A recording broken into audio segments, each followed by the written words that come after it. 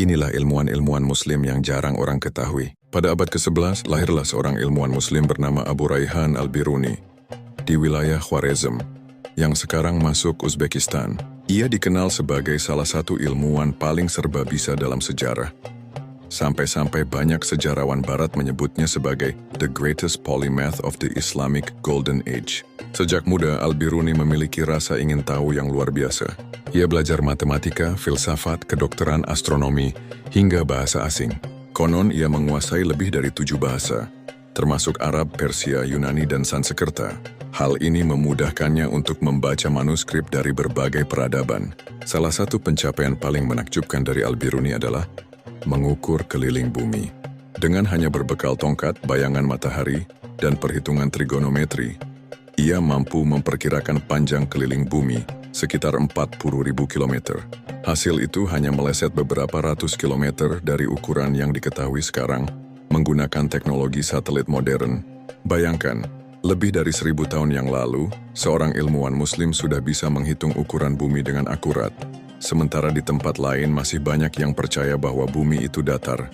Namun Al-Biruni tidak berhenti di sana.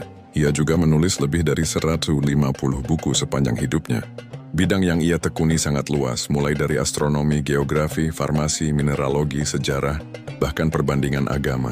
Salah satu karyanya yang terkenal adalah Kitab Al-Hind, The Book of India, yang berisi pengamatan mendalam tentang budaya, ilmu pengetahuan, dan kepercayaan masyarakat India.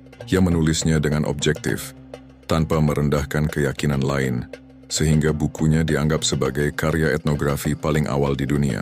Dalam bidang astronomi, Al-Biruni membuat katalog bintang, mempelajari pergerakan planet, dan menjelaskan dengan detail tentang rotasi bumi pada porosnya.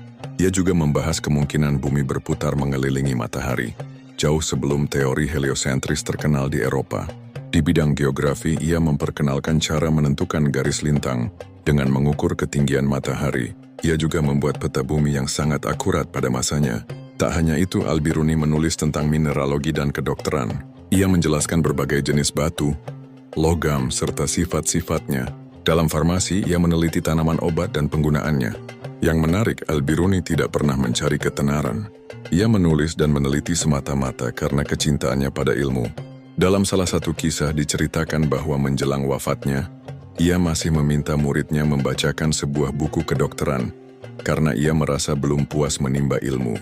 Warisan Al-Biruni luar biasa besar. Banyak ilmuwan Eropa, termasuk Copernicus dan Kepler, memanfaatkan hasil risetnya.